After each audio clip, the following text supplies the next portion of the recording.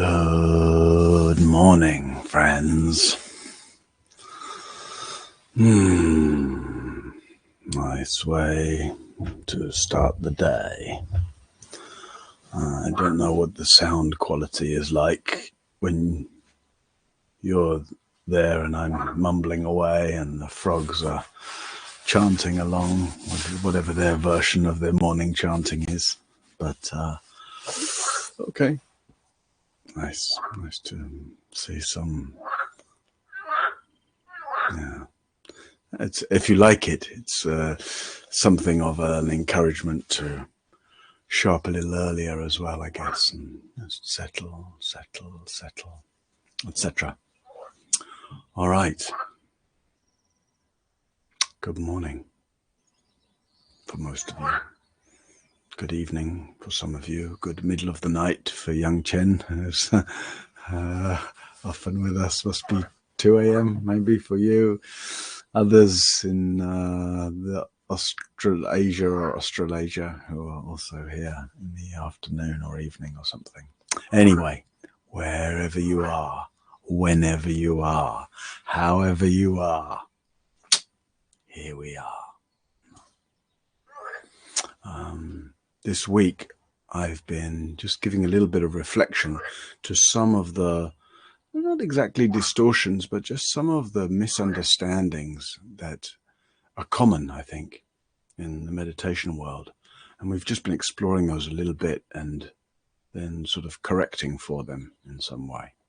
Oh, Henry, yes, you're in Vietnam. Good. Nice to see you. And I thought today, I won't go back over the other ones, but if you haven't been here, you can go and see the other ones. What did we look at? I can't even remember now, so I won't go back over them. But today I just thought I'd speak for a little bit, just before we sit, about, we live in a very individualistic culture, most of us, certainly those of us in Europe and North America. We live in a culture that is more individualistic, probably, than any other culture ever has been anywhere on earth at any time. If you look at most traditional cultures, and if you look historically at culture, you find much more communal, a relationship to community that is most primary. The sense of belonging, the sense of being supported by community, the sense of one's duty to community. It's just, that's been the strongest thread of people's identity, right? A communal identity, a relationship to family, tribe, culture, belonging, religion, etc. Those are the things that have been most foundational for what constitutes identity. But we haven't grown up like that, most of us. You may have had some aspect of that. Maybe you belong to, in a strong way, to either, if you grew up as an ethnic minority, then your sense probably both of prejudice and marginalization in some way, but also a sense of belonging to that group, right? Or if you grew up with a strong religious identity or some other form. But most of us have grown up with our strongest sense of identity is me. Individualistic culture and strong emphasis on self, and making it all about me and my life, what I want, what I'm going to do for work, where I'm going to live, etc. A lot of places in history, what I'm going to do for work wasn't a great deal of choice about it, and where I'm going to live, well, it just wasn't really a concern. Throughout history, most people have grown up into just belonging to a certain place and belonging to a certain part of the social structure or fabric or hierarchy or caste that has pretty much determined their lifestyle and their work, etc. for them. So it's not to present one of those as better or worse, but it's like that. And because we live in a very individualistic culture, we tend to make everything individualistic. And that includes Dharma practice. We take up a meditation practice, or etc., and it easily becomes a kind of self-improvement project. And I think the idea that Dharma practice is an individual endeavor is a misunderstanding. It's a very limited understanding. So the layer that people most often understand with that is, oh, it's not the self-help project. It's not just a psychological work, right? No, that's the realm. There are realms that are just psychological work, psychotherapeutic approaches. But Dharma practice isn't just psychological exploration and development. It's not the self-improvement project. It's not about making the self better. That happens along the way as a happy side effect. We find that we get psychological insights and we get to sort of purify or digest some of our emotional wounds and defenses and fears, right? And we get to work with our tendency just to be harsh and critical with ourselves and dissolve that over time so that it becomes increasingly much easier and more pleasant to be here, to be in this body and mind. It's like, oh yeah, I can be at home here. In fact, I'm really grateful to be here. However well body might work at different times, and however, functional or not so functional one's cognitive capacities are at times, it's like deeply within our body and mind and all their unreliable nature, it's like, oh, it's a blessing to be alive, to be in a body and a mind, to have human heart, human capacities. So that's a happy side effect. And when we first understand, oh, this isn't primarily just a psychological process, we could say a spiritual process or a transcendental process or a kind of a transpersonal process, then there's this move in understanding from, oh, it's not just about reinforcing a healthy sense of self. It's actually about, going beyond self, we might say. But then we get into a sort of dichotomy between self and not self. It's still all about me, whether I've got a self or I haven't got a self, if I'm going to improve myself or I'm going to transcend myself. And that dichotomy, even though there's such strong, clear, powerful, deep, important teachings in the Buddha Dharma about not self, there's nothing like that kind of obsession with whether I'm a self or I'm not a self. No. Teachings of not self are grounded in a relationship with life that is, yes, partly about inner relationship, right? What my mind's doing, etc. But it's equally about relationship to others, right? And crucially, relationship to the wider world. And that, I think, easily gets lost. It gets lost in the sort of secularization of Dharma practice in the form of mindfulness teachings, but even within Dharma practice, sort of embedded within the Buddhist tradition. A lot of the European or American style of those practices they lose some of the, silent retreats are wonderful, beautiful, powerful, but they're not so good for training the relationship with others, training our relational skill. And even though they might often be in beautiful places like here at the Mulan, they often don't give so much emphasis to our relationship to earth and sky, land, ancestry, lineage. And I found those elements to be very deeply beautiful and powerful, but also important. I would say my practice is less, significantly less defined by psychological exploration and much more defined by a sense of relationship to the life that is both the life around me and the life within me, etc. Moment by moment. The frogs are more a part of my practice. Just the hearing frogs, the contemplating sound, the wonder of the basic aliveness of everything. That's much more a part of my practice moment by moment. That's much more a source of reflection and insight and nourishment and appreciation than my relationship to what my thinking is doing or what I'm concerned with. That stuff's just kind of pretty small, small area of concern. There are times, of course, and maybe early on in practice, there are times when we're tortured by our own thinking, and that stuff really stands out.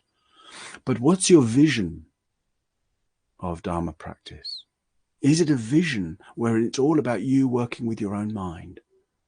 It's understandable, but it's also very limited. And what would take your practice into a sense of it being embedded in a deep relationship with everything? That's one of the reasons I love to chant.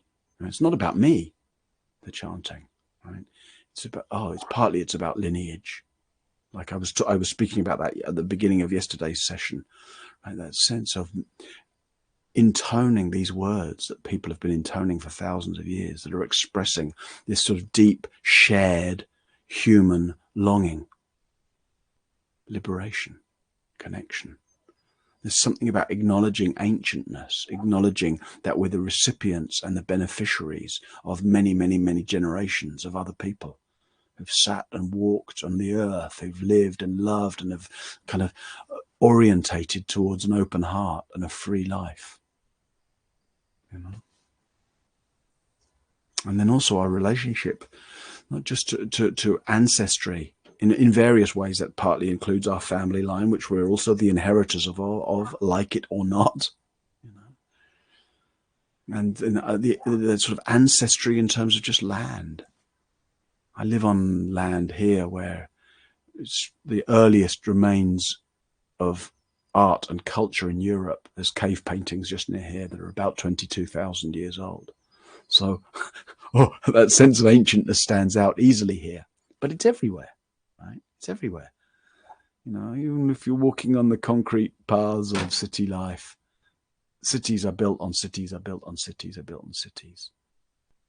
And to reflect on our sort of constant human inheritance, right?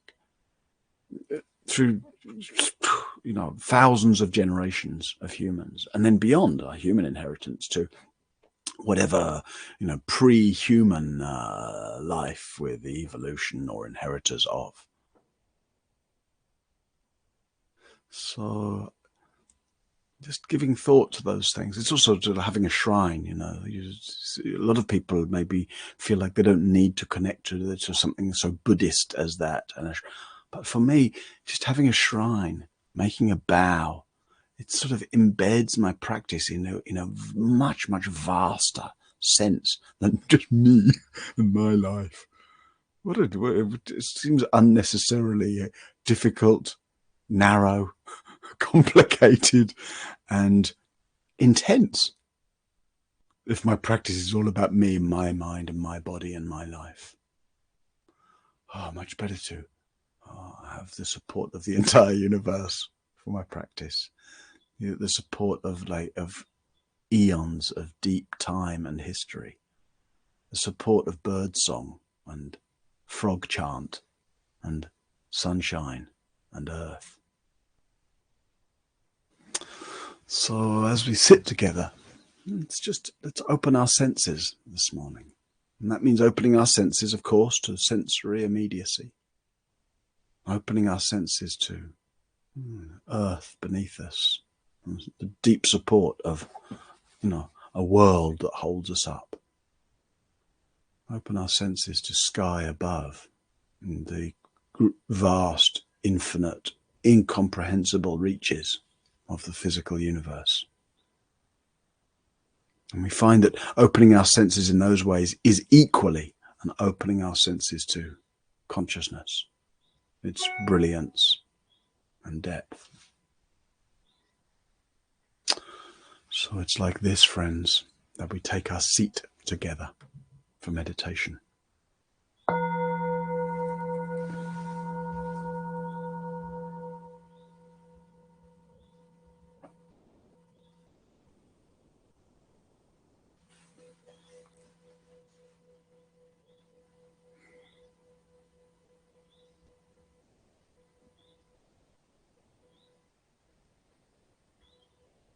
So as you take your seat. As you just let your attention gather and settle into the feel of being here.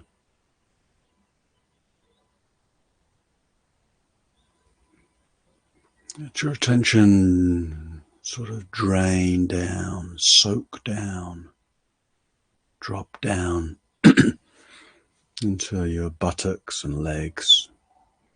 And that, on the one hand, very ordinary feeling of density as the contact of legs and ground.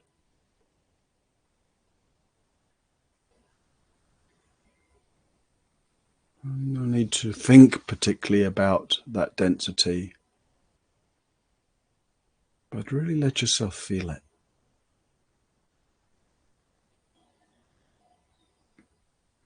Just an aliveness and a density of sensation in which you can't really feel where the end of body is and where the beginning of world is, but you just feel this density of connection.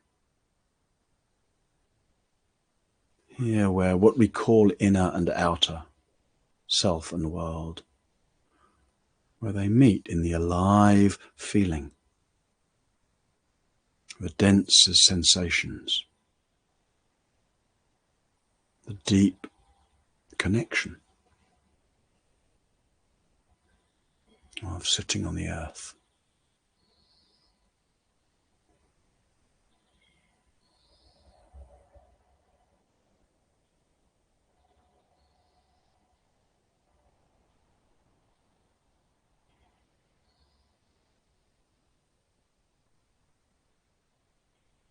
And so just for a few minutes, just sensing down like this.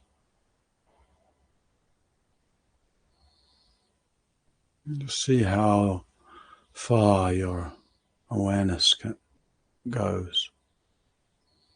Maybe it just sinks down into your legs and buttocks. Maybe it feels like it senses below that, into the ground beneath. Maybe it even seems as if it senses deeper, further. Maybe even you have some whisper of a sense of your awareness going infinitely deep. Down, down, down.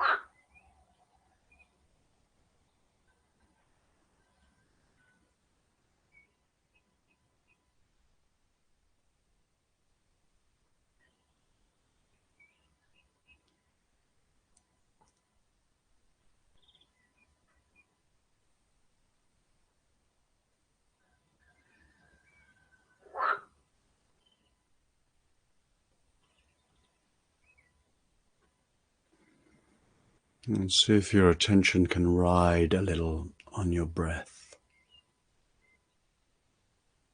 rising up with the in-breath,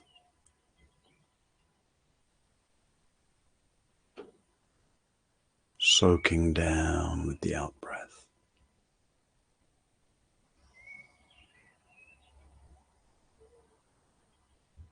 As if the in-breath, the energy of the in-breath is being drawn up from within the earth. And then with the energy relaxing and descending down into the earth with the out-breath.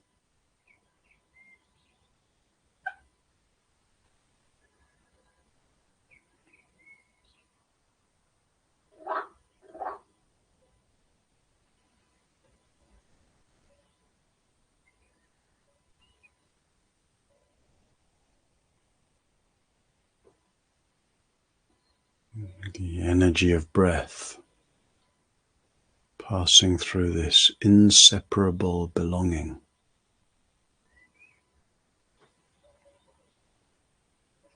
between the body that's sitting here and the body of the world.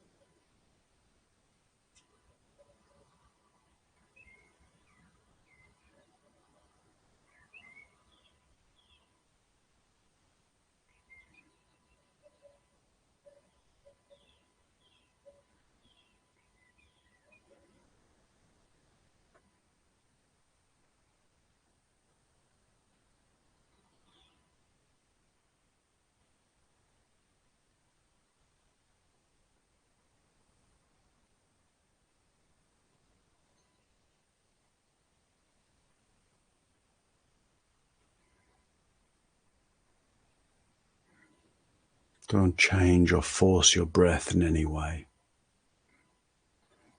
But as you sense into the in-breath, let that sensing rise up just along your spine, feeling the uprightness. So that sense of belonging, that sense of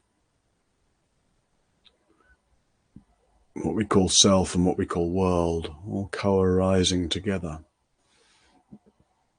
So that can spread upwards from the earth into the space around you. The air.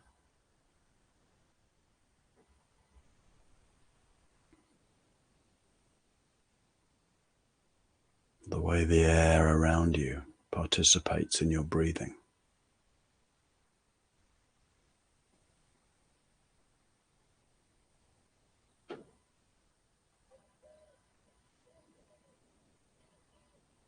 The constant exchange between what we call inner and outer.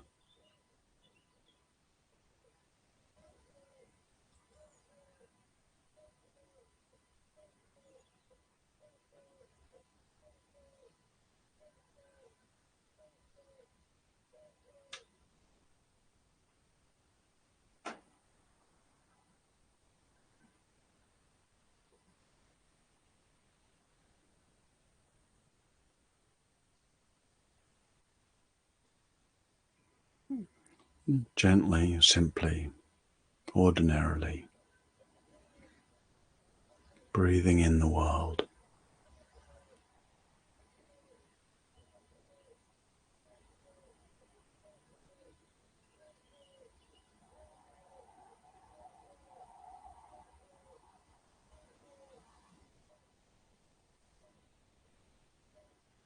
A gentle exchange of air. Air that's been around for countless eons.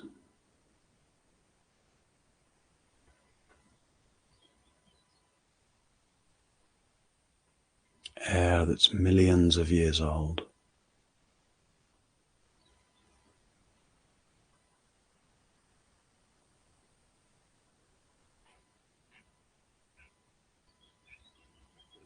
Air that enters into your cells,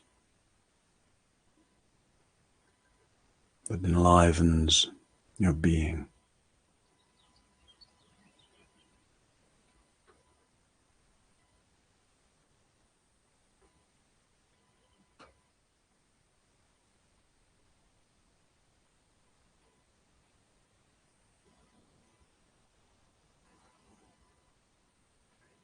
So that the ordinary miracle of breathing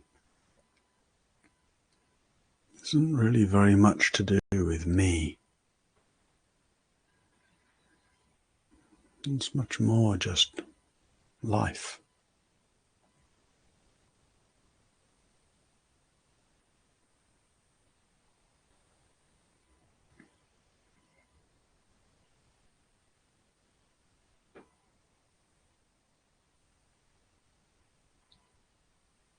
Life, breathing in and out.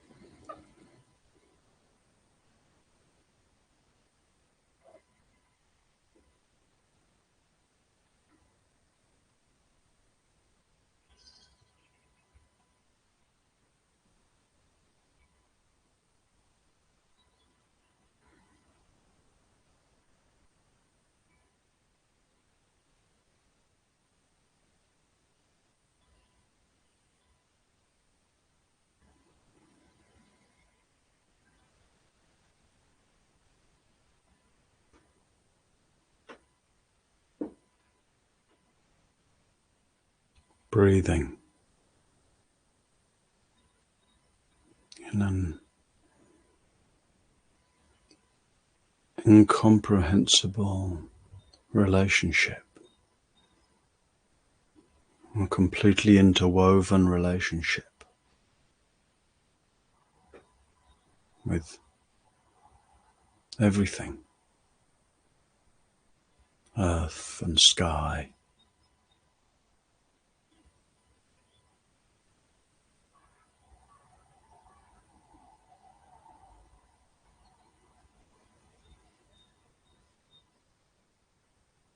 the dance of all of life.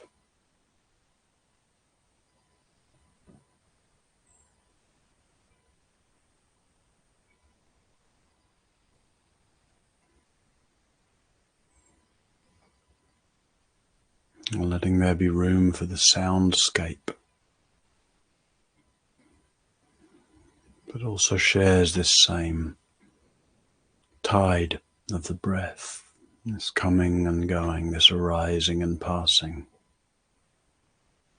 this flickering and fading.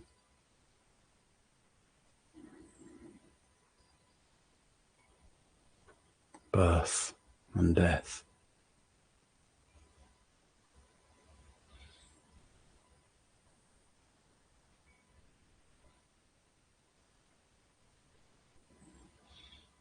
And just as you allow each sound, just as you allow each breath,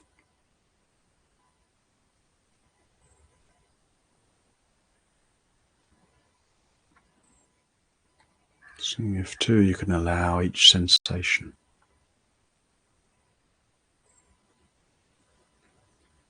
If too you can allow each thought.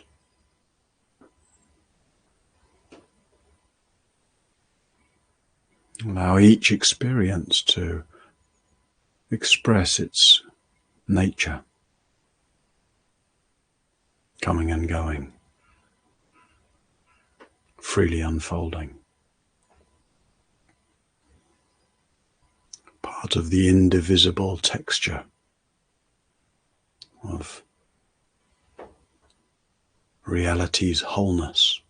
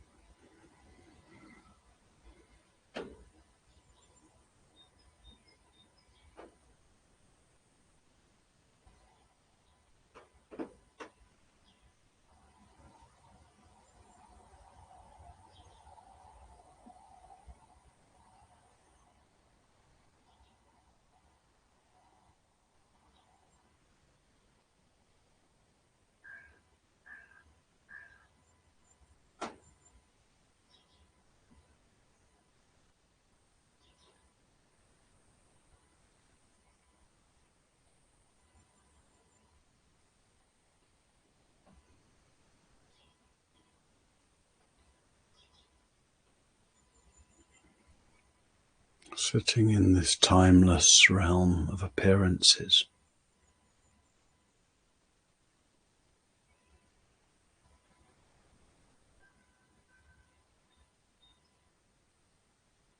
this constant becoming,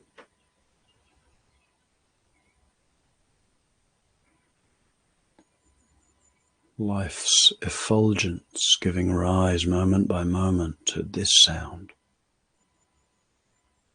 this breath, this appearance.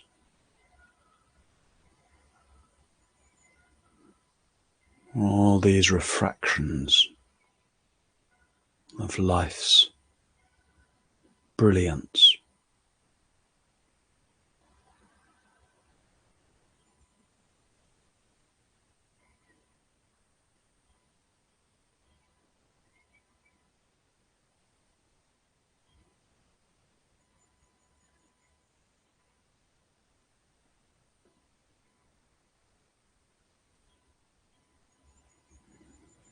And this practice which invites us to leave alone our petty concerns, our self-reinforcing rhetoric, our measurements and evaluations.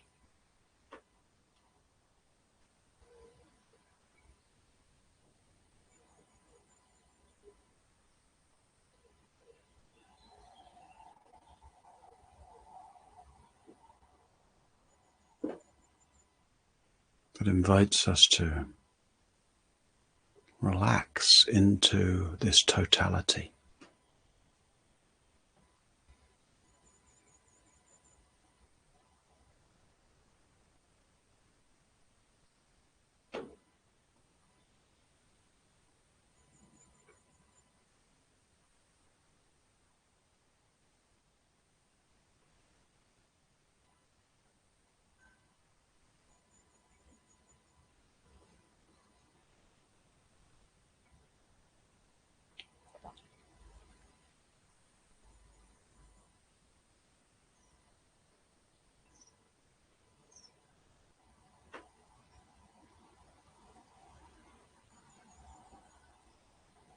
So I'm just continuing to practice like this for the remaining 5 minutes or so.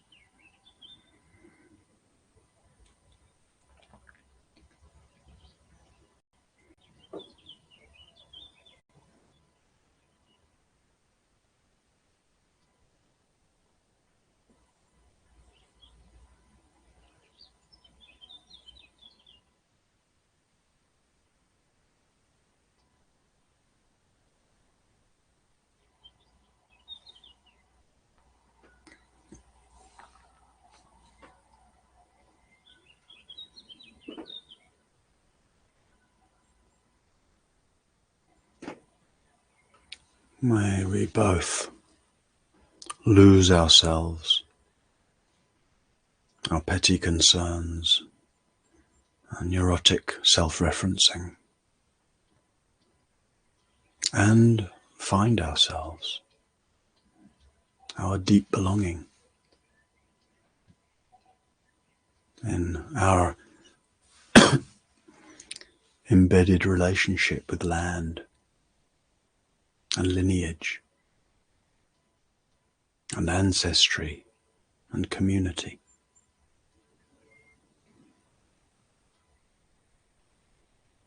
And our total kinship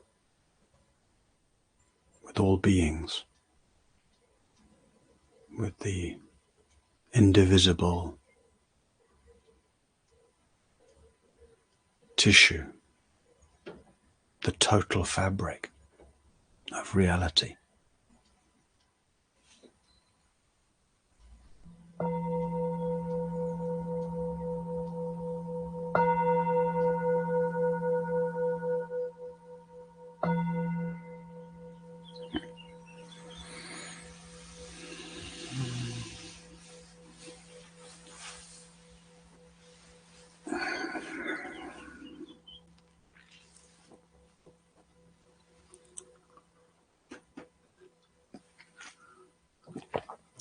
All right.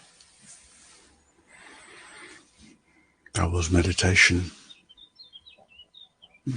Familiar flavor maybe for some of you, unfamiliar maybe for others. Kind of beautiful, relieving, expansive to follow.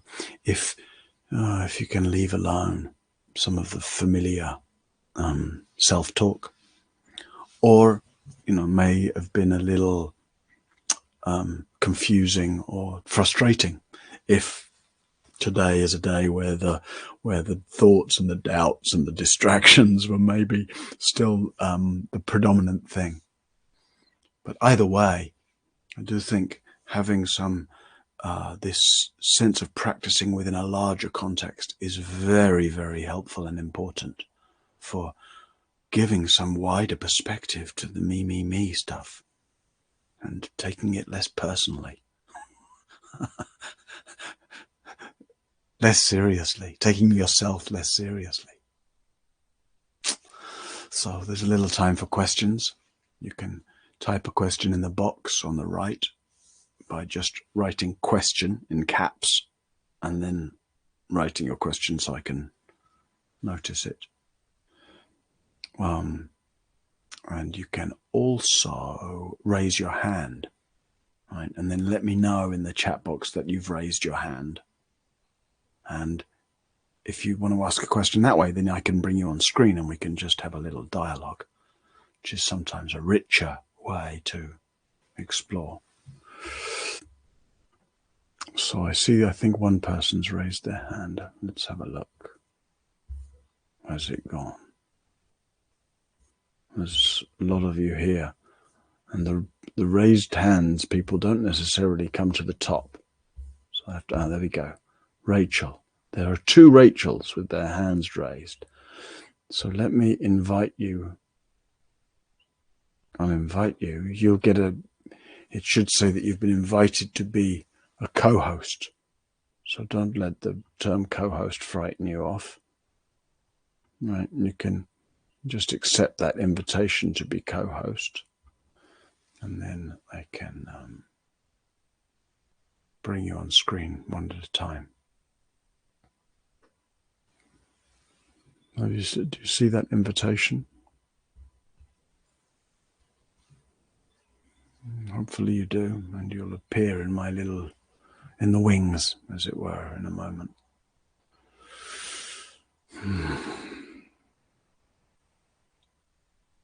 Meanwhile, let's see. Kevin says, yeah, solitary meditation may even be digging our holes deeper.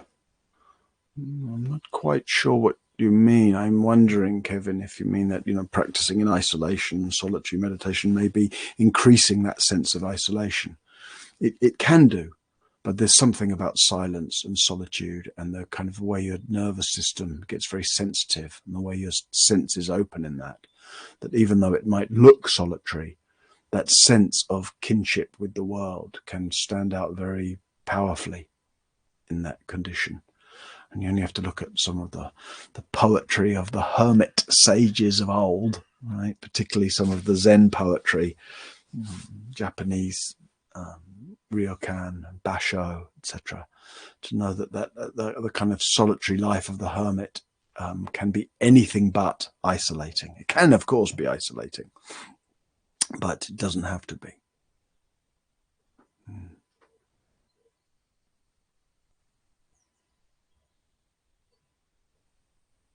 Yeah, and then Lean is talking about appreciating the deep belonging, but also recognizing that if there's trauma, or like I was said at some point, we have intense thoughts, sometimes torturous thoughts.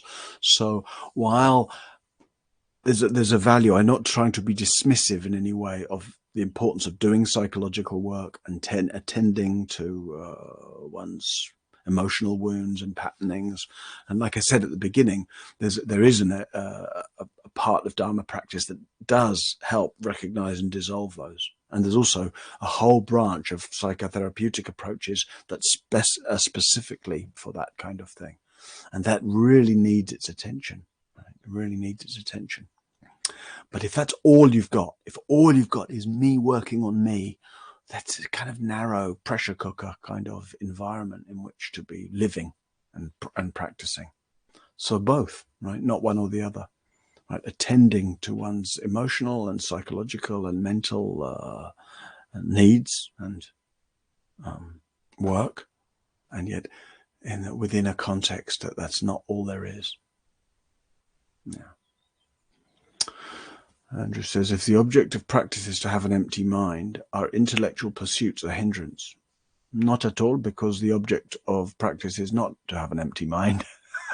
So I would frame it much more, not in terms of having an empty mind, but much more in seeing the emptiness, or the transparency is another word I used for that. We were exploring this, was it yesterday or was it on Tuesday? Maybe on Tuesday. So rather than trying to empty one's mind, no, you're just seeing that everything is transparent. Mind seems to be very dense, me. But when we open our perception, like we were pointing to in the meditation, we can see that that mind is transparent in the same way that sounds are transparent, that sensations are transparent, that everything is transparent, right? It's these brief flickerings, and as we see the transparency, we have some sense of the limitless container in which all this flickering is happening, a container that's incomprehensible, indescribable.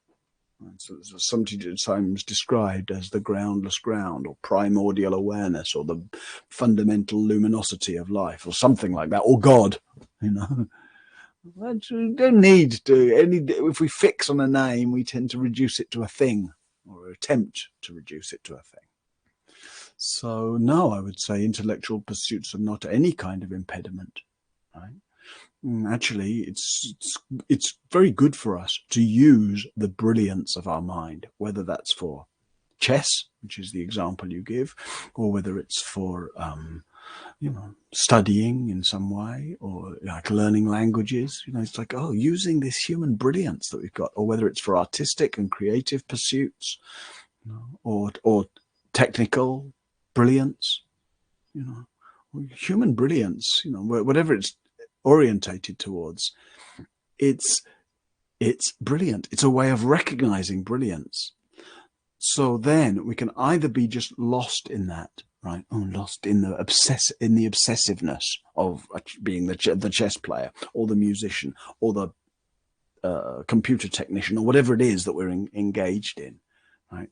Or we can learn, as we have this, what I've been speaking about this morning, as this wider context, and embedded in a wider context.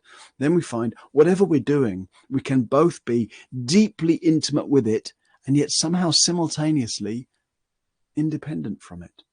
It's like we're right in it, and there's a sort of meta awareness, right? A wider awareness. that knows that whatever this is, whatever this activity is, it's an expression, or it's a refraction, like I said in the meditation, a refraction of a whole that's vast. And therefore, however intimate we get with what we're doing, there's some way in which we're intimate without being bound up. We're intimate, but there's also a sense of being kind of playful, fluid around that. So chess with meta-awareness. That would be my suggestion. Yeah. Okay. What happened to the ones who'd raised their hands? Anything?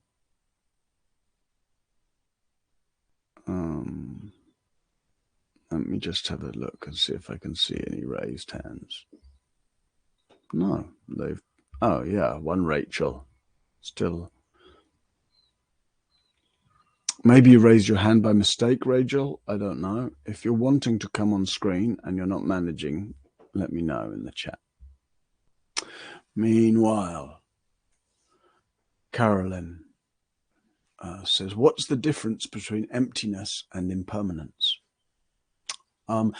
Actually, just because I'm giving a whole series of little responses to questions about emptiness on Instagram this week. So find me there. I put up a question panel yesterday. You can find me at Martin Aylward on Instagram. And people have been asking since I put that up yesterday afternoon a series of questions about emptiness. And I'll be giving a series of responses today. So find me there, and then not only can I answer that question, but I'll be able to answer it within the context of responding to different elements of people asking about emptiness. So at Martin Aylward on Instagram. Okay. Anything else? James says, I had an unusual... It's really helpful if you can write question before your question, and then I can find it amongst the different comments. But okay, James says, I've had an unusual experience of feeling an exaggerated feel and size and weight in the body. Yes, wherever my attention was drawn, teeth, hands, a new and a slightly astonishing embodied feeling. Has anyone else experienced that? Yes, it's very common, James. And it's nothing particularly special, though it can feel astonishing at first. It's certainly no cause for concern, but it's almost like an energetic reconfiguring as we relax more. Our sense of bodily size, shape, density, etc., can change. One can feel very, very big, or very, very small, very, very heavy and dense, or very, very light, etc. And just let it happen. Just let it happen. That sense of exaggerated feel and size and weight, it often has that sense of like a kind of vastness to it, or a sense of like deep solidity. Right, not solidity in the sense of being contracted, but a sort of deep, like there's that expression in Zen of sitting like a mountain. So just enjoy that kind of deep, heavy, vast, relaxed presence. But don't draw too many conclusions about it, about what it means, or trying to get it to happen again next time you sit, etc. Let it come and go as it will. Yeah.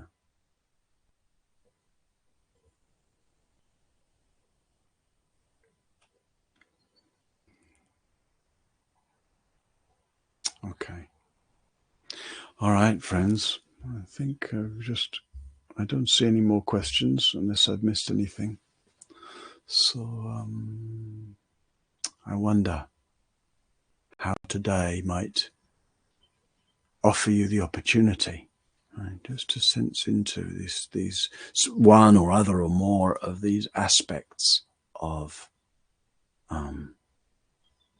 connection, of belonging, of embeddedness.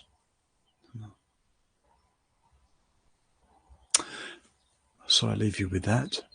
I wish you well. I thank you. I didn't mention Dharma today, but hey, all of this is offered freely, free of charge, but it's not free of cost.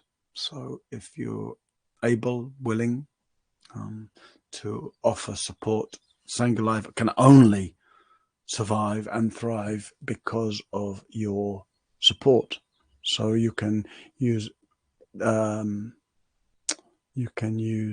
sangha.live/donate for that. And I thank you for your contribution. It supports me, supports Sangha Live, supports everybody else who's here. All right, friends. Thank you. See you tomorrow.